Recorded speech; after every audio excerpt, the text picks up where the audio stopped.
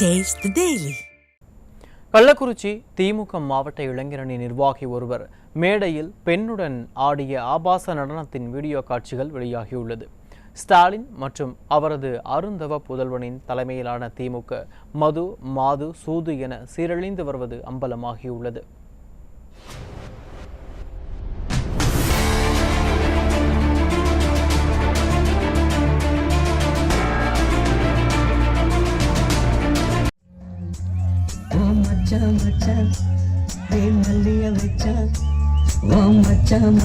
மல்லிய வச்சதில்ல என்னடி உண்டாச்சு நாம்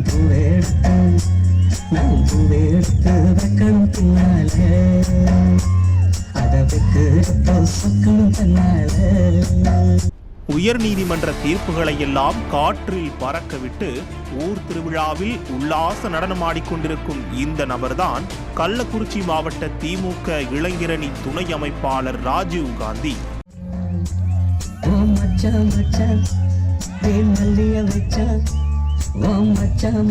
மல்லிய வச்சதில்ல என்னடி உண்டாச்சு நாம் பூவெடுத்தோம். கோவில் திருவிழாக்களில் ஆபாச நடனங்கள் கூடாது என நீதிமன்றங்கள் கொடுத்திருக்கும் தீர்ப்பை கொஞ்சமும் மதிக்காமல் ஆளும் கட்சியின் மாவட்ட நிர்வாகி ஆபாசமாக அருவருக்கத்தக்க வகையில் எப்படி ஆடிக்கொண்டிருக்கிறார் என்பதை பாருங்கள். நீதிமன்ற தீர்ப்பை மதிக்காதது ஒருபுறம் இருக்கட்டும், சில நாட்களுக்கு முன்னர் தான் இதே கள்ளக்குறிச்சியில் இதே திமுக இளைஞரணி நிர்வாகிகள் வீர் விருந்து கொடுத்த வீடியோக்கள் வெளியாகி இந்திய அளவில் சர்ச்சையானது. அந்த அசிங்கம் மறைவதற்குள் ஆளுங்கட்சியில் மாவட்ட அளவில் பொறுப்பில் இருக்கும் ஒரு நபர் இப்படி ஆபாசமாக முகம் சுளிக்கும் வகையில் பெண்ணுடன் ஆடினால் மக்கள் என்ன நினைப்பார்கள்? அதை பற்றி கொஞ்சமாவது கூச்சப்பட வேண்டாமா?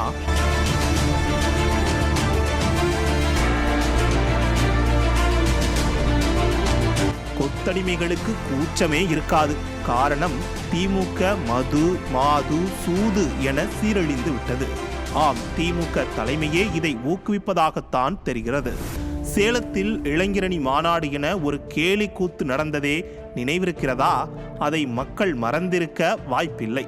திமுக தலைமை ஏற்பாடு செய்திருந்த காவாலையா காவாலையா என குத்தாட்டம் அப்படி இருந்தது.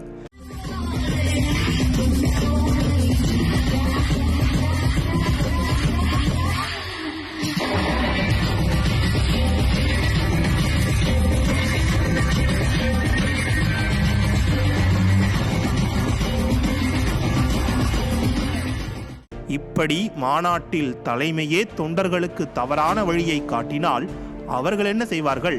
அதே மாநாட்டு பந்தலில் அமர்ந்து சூதாடினார்கள். ஆக ஸ்டாலின் தனது மகனை இளைஞரணி தலைவராக்கிய நாள் முதல் திமுக இளைஞரணி மது, மாது, சூது என சீரழிந்திருப்பது தெளிவாகி இருக்கிறது. அட, நாங்க சொல்லல, மக்கள் சொல்கிறார்கள். இப்படி கடமையை மறந்து கண்ணியமின்றி கட்டுப்பாடில்லாமல் அருவருக்கத்தக்க செயல் செய்பவர்கள் இனியும் இந்த நாட்டை ஆண்டால் நாடு தாங்குமா?